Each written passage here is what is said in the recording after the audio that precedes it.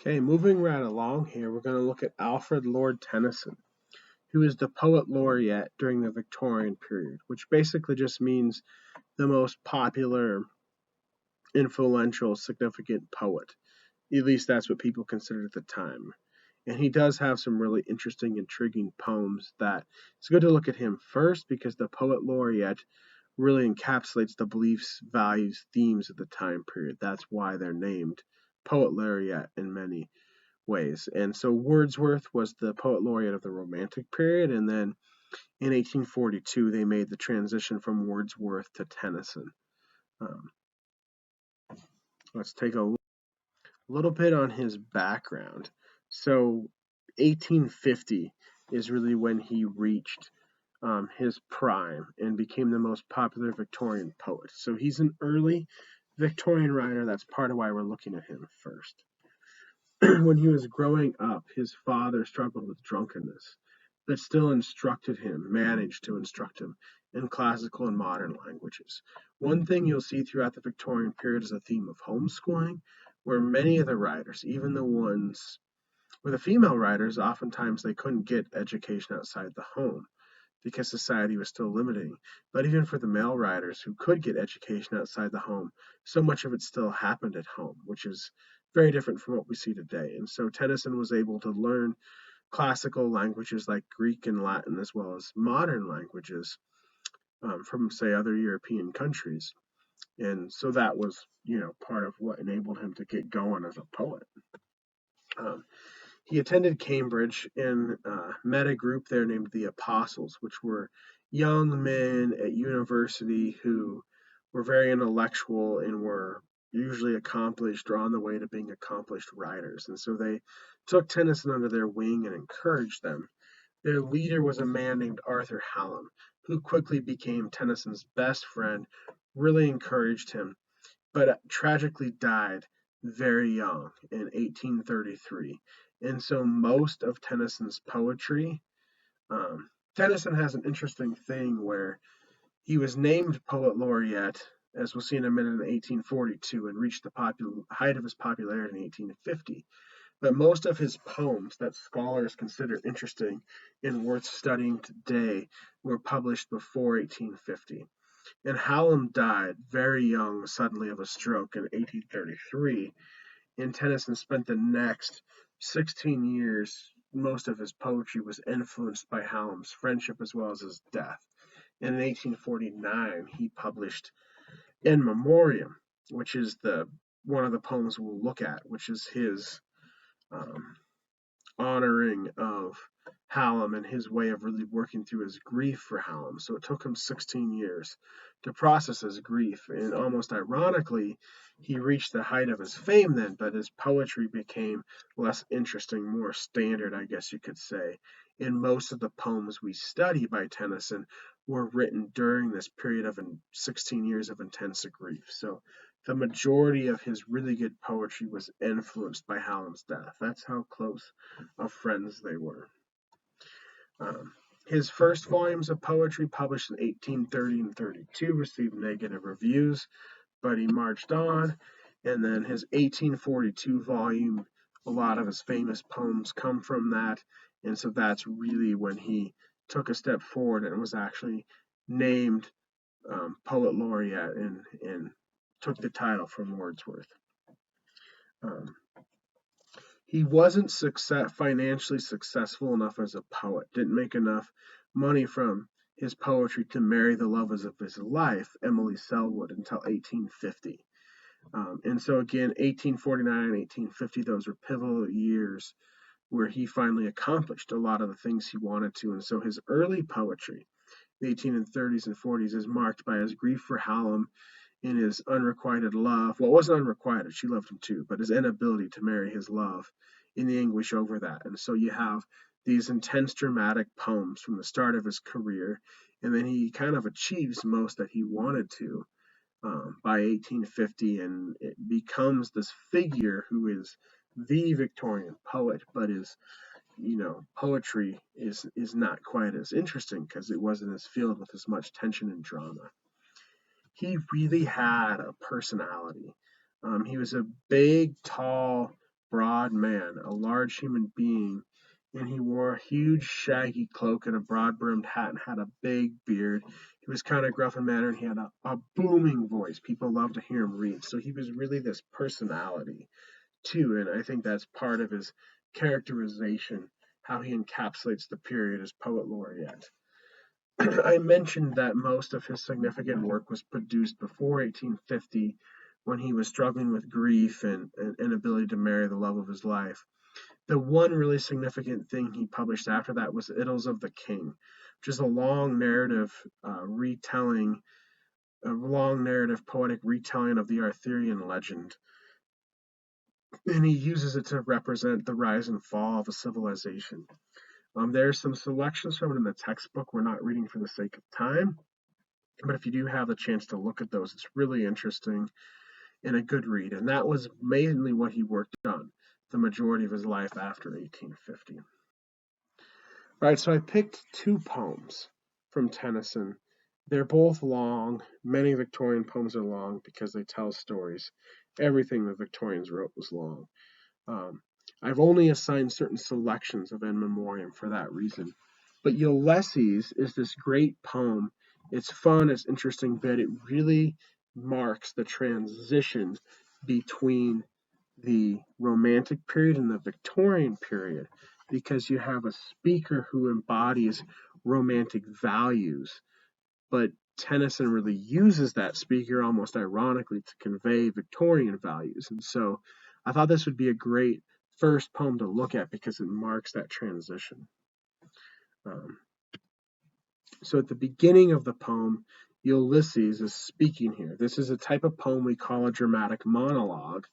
In the last part of our lesson, we'll look at Robert Browning, who invented the dramatic monologue. But that's a poem where you have a character who is speaking.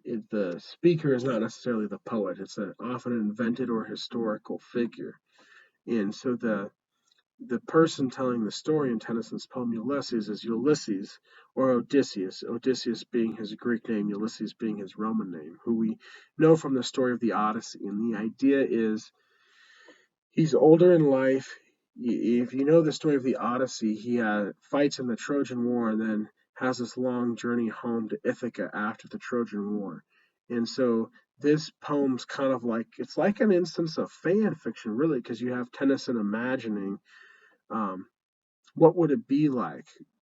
Ulysses spends most of the Odyssey trying to get home to his family and reclaim his throne in Ithaca. What would it be like, him as an old man, having been king, rather than out having great adventures? And so the first thing we get is a sense of melancholy isolation, which, as the textbook points out, was a constant theme for Tennyson in many of his works. You have these speakers who are isolated figures that are sad.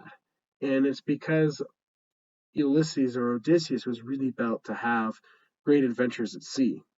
That's the nature of his personality. And so being a king, leading his people is not the thing that inspires him.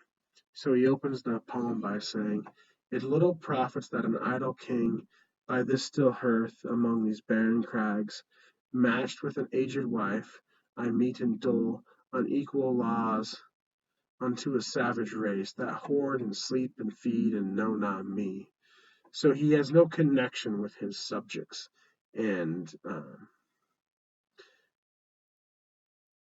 not able to serve them well because leading a kingdom is not where his strengths and skills lie.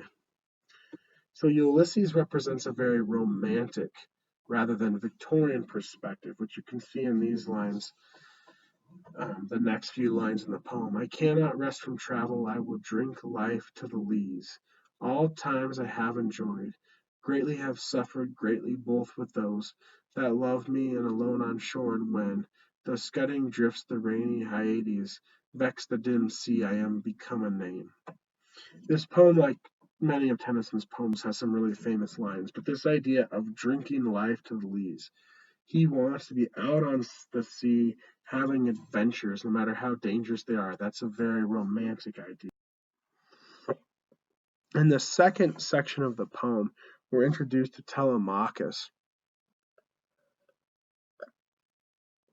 who is Ulysses' son, and who, as a foil to Ulysses, really represents a Victorian rather than romantic perspective. He describes his son this way: "This is my son, mine own Telemachus, to whom I leave the sceptre in the isle, well loved of me, discerning to fulfill this labor by slow prudence to make mild a rugged people, and through soft degrees subdue them to the useful and the good."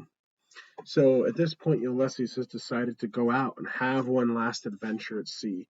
He knows he'll probably die, but he thinks it's well worth it. Dying at sea on a great adventure would be better than living this monotonous life ruling a kingdom. And so he's called his people a savage race. But here he says, his son is well loved of me, discerning to fulfill this labor by slow prudence to make mild a rugged people, and through soft degrees subdue them to the useful and the good. So this savage race, his son can basically lift up and elevate because his son would be a much better ruler than him, is his assessment here. Leave the kingdom to Telemachus. Not only would I rather be at sea, Telemachus would do a better job than me of leading the people. And so this is really a Victorian idea in these lines. Victorian period was this time of instability where people were trying to control things that were beyond their control as they transitioned to the modern world. And so it was a time period where the leaders were really trying to control the people. And you see that here. By slow prudence to make mild, that represents the Victorian work ethic. A rugged people, and through soft degrees, subdue them to the useful and the good. So progress, elevate the people, make them into this mold that is the Victorian ideal. All right, the final line of the poem is one of the most famous lines ever: to strive, to seek, to find, and not to yield. So Ulysses is going back out on this adventure. He's left Telemachus in control. And ironically, even though Ulysses represents the romantic perspective, this became a motto embodying Victorian work ethic and energy. You know, to strive, to seek, to find, and not to yield. Um, on the one hand, it represents the romantic capacity, keeps this idea of negative capability. But on the other hand, it shows unrelentless, a tenacity that the Victorians appreciated. And the Victorians were all about energy, which we'll talk about more in later lessons. And so this really embodies that. Right, moving on, I also in this lecture assigned the section of the textbook on evolution. If you look at the Victorian table of contents in your textbook, there's a section called Victorian Issues. In this section, deals with, I think, 4 or 5 different topics and has readings on those topics from the Victorian period. And so these are the big themes, the things that were most important. And so we're going to try to look at each of these, and I've intentionally paired them with lessons, with subjects that, literary texts that seem to fit. And the next lesson, I'm going to go over the guidelines for writing your first major paper, the first critical analysis paper. In the papers for the class, you have to include a cultural context section. And so looking at writings from these Victorian issues, sections of the textbook would be a good way to do that. As I mentioned in the previous part of this lesson, Darwin published On Origin of the Species and put forth the idea of natural selection during the Victorian period. And so that was incredibly influential. And Tennyson really did most of his major writing before then. But the ideas of Origin on the Species, at least the concerns it raised over humankind's place in the world, the age of the earth, competitiveness, those concerns had been around for a long time and brooding for a long time, and the crisis of faith had been building even before Darwin published his work. And so Tennyson's poem In Memoriam, which we're going to look at right after this slide, engages with those concerns, even though it was published before On the Origin of Species. So looking at this work in conjunction with Tennyson really makes sense. They both embody the concerns people had over the emergence of these new scientific ideas. So Origin of the Species was actually published in 1959, and like I just said, it brought to the forefront of Victorian culture these concerns that had been brewing for a long time. Darwin met opposition from both the religious and scientific communities, right? You'd mainly expect the religious, but he had supporters. His two biggest supporters were Thomas Henry Huxley, father of Aldous Huxley, who in the 20th century would write the famous novel Brave New World. And he supported Darwin so much, people called him Darwin's bulldog. And the other big supporter from the scientific community was Herbert Spencer, who developed the idea of social Darwinism. Other people contributed to that idea, but he was really the first one. And so Darwin considered himself mainly a scientist, and he didn't want to comment on people or politics, but others did, primarily Herbert Spencer. And so that's where the idea you probably heard of before of social Darwinism comes into place, which is taking Darwin's ideas about natural selection and applying them to people rather than mainly just animals. And I mean, Darwin would believe people are part of the animal kingdom, but it's more the idea of applying them socially and politically. So how should we treat the working class, for instance? Well, we'll base it on Darwinism, base that decision on natural selection. That's social Darwinism. I've got two quotes from Darwin that I think really encapsulate the Victorian concern about natural selection, why this was troubling to Victorians. Darwin says, "Nothing is easier than to admit in words the truth of the universal struggle for life, or more difficult, at least I have found it so, than constantly to bear this conclusion in mind." So Darwin himself struggled with the ideas he put forth, and his wife was a devout Christian, and their disagreements over natural selection, the age of the earth, was a strain in their marriage, and he deeply loved his wife. There's a pretty good movie on Netflix about their relationship. And so here you see the writer and the scientist struggling with, he's discovered something he believes to be true, natural selection, but knows it's a hard idea to take, and knows his reading public will see it as a hard idea to take. The Victorians were often believed in a divine creator, but they also really held moral responsibilities, I mentioned in the first lecture, in high regard. So the idea of the world as a place filled with and fueled by competition without a divine creator overseeing this, and human beings and other animals vying for resources for who will survive, that perspective really clashed with Victorian values in more way than one, not just a religious way. And so that made Darwin's theories hard to take for many people, but at the same time, those ideas had been brewing amongst society for a while, long before Darwin put them into words, as Tennyson shows. And so I think this quote just encapsulates that idea of being confronted with truth, but it being a hard truth to take. That's a very Victorian idea. One example we see in this from the Darwin reading is talking about birds. He says, "We do not see or we forget that the birds which are idly singing round us mostly live on insects or seeds and are thus constantly destroying life." So this is a great descriptor of natural selection, and I think, like the quote above, it encapsulates the Victorian perspective on natural selection. This was a hard idea to take for people who valued human life and valued moral responsibility. The idea that the world is a place where life is constantly being destroyed by other life for sheer survival, not an easy idea to take.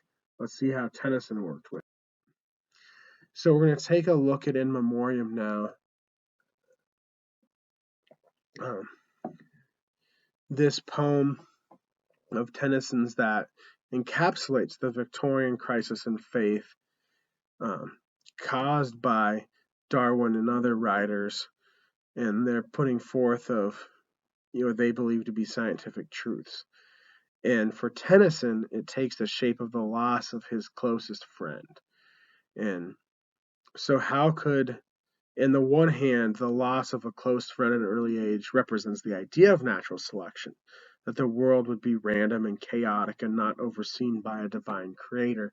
But on the other hand, that's almost unbearable for Tennyson to take. He wants to believe in something greater than humanity because he's experienced this great loss, but at the same time, that loss reinforces how there might not be something greater than humanity. There might not be something divine out there. And so that's what he's struggling with, and this is how Tennyson experiences crisis in faith. So let's see him work through it. He starts, so I've assigned certain parts here, not the whole thing because it's quite long. And so the first part I've assigned is what we call the prologue. Tennyson wrote this poem over a period of 16 years, and once he finished it all, he added 11 stanzas at the beginning, which aren't numbered like the other stanzas, and he doesn't overtly identify them as the prologue, but they basically are. And in those, he acknowledges the centrality of faith to the Christian worldview. He says, "Strong Son of God, immortal love, whom we that have not seen thy face, by faith and faith alone embrace, believing where we cannot prove." And so these are the first 4 lines of the poem, and he wrote them after he finished everything else. He went back and added these to the beginning. And so it's significant that he begins by talking about Jesus Christ. And as we'll see, Christianity, the coming of Christ, is a theme throughout the entire poem. And I think really important here as well is the idea of faith. He says, "We have not seen thy face, we believe where we cannot prove." So in order to accept the Christian worldview, one has to take it on faith. And as the Christian worldview is being debated, as Darwin publishes Origin of Species, as Victorians experience a crisis in faith, I think that's really important. He's identifying that no matter what you believe, no matter how you come at Christianity, if you accept it, it has to be on faith. It can't be proved. In science, this burgeoning field is all about proving things. And so the idea of faith here is a central concern. You lose your best friend at a young age. How do you move on from that? Probably only through faith. So let's see if he does. The next section I want to look at is section 27 through 30. But in section 27, stanza 27, excuse me, the start of this section I want to look at, he has one of the most famous lines of all time. People usually think it's Shakespeare, but it's actually Tennyson. This line is quoted so often. "I envy not in any moods the captive void of noble rage, the linnet born within the cage that never knew the summer woods. I hold it true whate'er befell, I feel it when I sorrow most. 'Tis better to have loved and lost than to never have loved at all." So those last 2 lines are so famous, and people often think it's about romance, but as you can see, it's really about friendship here. And I find this stanza so fascinating because he's saying feeling emotion, even if it's pain, is better than not feeling anything at all. When you're experiencing the deep grief that Tennyson's experiencing here, an appealing idea might be to no longer experience that grief, to become numb. But he's saying that's not. He's saying as bad as this grief is, it's better than not being able to feel anything. All right, so continuing on in the same section in the next stanza, stanza 28, we have the first example of Tennyson celebrating Christmas. And there are 3 Christmas scenes throughout the poem. So these become recurring, and they're very important to understanding how he experiences grieving. So this first Christmas is pretty bleak. This time draws near, the birth of Christ. The moon is hid, the night is still. The Christmas bells from hill to hill answer each other in the mist. This year I slept and woke with pain. I almost wished no more to wake, and that my hold on life would break before I heard those bells again. So it's a pretty bleak Christmas for Tennyson, but we'll see how we'll look at the second, the third Christmas, how it gets better for him. That he has periods of doubt in between, but these Christmases, as each one is presented in a little bit different way, show his progress over time and how he's grieving and healing. Um, this next line is like the better to have loved and lost than never to have loved at all. It's again one of the most famous, most quotable lines from this long poem, and it's the line that really evokes natural selection. Who trusted God was love indeed, in love creation's final law. Though nature red in tooth and claw, with reven shrieked against his creed, who loved, who suffered countless ills, who battled for the true, the just, be blown about the desert dust, or sealed within the iron hills. So that line, nature red in tooth and claw, is really famous. It actually became a phrase people used to describe natural selection, even though Tennyson published this poem 10 years before On the Origin of Species, because it encapsulates that Victorian concern over natural selection, that natural selection was just this view of the world as a competitive place that lacked competitive random place that lacked divine intervention and control.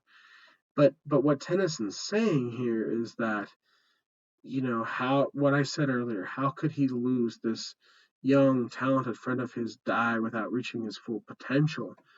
That must mean that the world is chaotic and random. What God would allow one to do that? But then at the same time, how can he move on and grieve for his friend without believing there's a greater purpose to his death? That's the central conflict of the poem.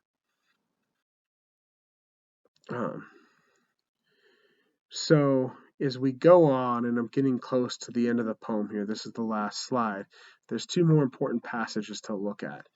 One comment I should make real quickly is that in addition to natural selection, in addition to biology, another important scientific field that emerged in the 19th century, in the Victorian period, was geology. And really, the Victorian period really shows us the birth of science as a discipline. That's a very modern thing. And so with geology comes the age of the earth. And so there's another passage where Tennyson addresses the age of the earth. He says, there rolls the deep where grew the tree. O earth, what changes hast thou seen? There where the long street roars hath been the stillness of the central sea. The hills are shadows and they flow from form to form and nothing stands. They met like mist the solid lands, like clouds they shape themselves and go. So he points out here, O earth, what changes hast thou seen? How old the earth could be. And again, a geological view of slow time, of a very old earth.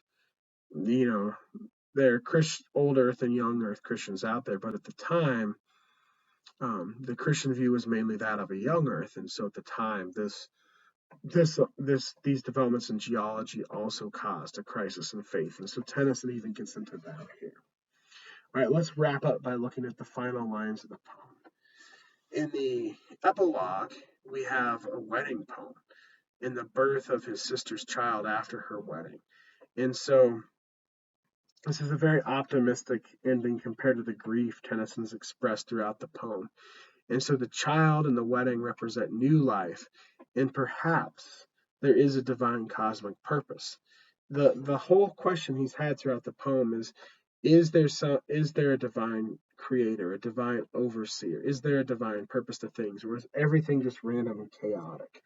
And as he struggles with his friend's death, he asks that question. So the crisis in faith is a crisis brought about by his friend's death. And the answer to the question, is there a divine creator, a divine purpose to life? That's very much answered through how he grieves for his friend. And he says, where of the man that with me trod, this planet was a noble type, appearing ere the times were ripe, that friend of mine who lives in God, that God which ever lives and loves, one God, one law, one element, one far off divine event, to which the whole creation moves. So people have interpreted this poem different ways. Some see it as in a pessimistic way, that there is no purpose. Others see it in a more optimistic way. I think and he definitely goes through all different feelings throughout the poem.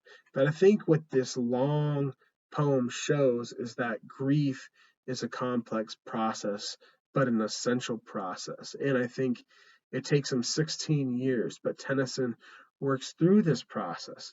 And eventually he doubts and doubts and doubts throughout, but eventually ends, eventually grieves, mourns his friend, and believes that his friend is with God, as it says in line 130, 140 there, that friend of mine who lives in God. And also, he sees creation moving forward. He sees a progress rather than a repetition to history. And so I think he's able to grieve, and through his grief, come to the conclusion there is a divine purpose and it's a hopeful ending. But again, there are a lot of different ways you can interpret this poem. So I look forward to hearing how you interpret it.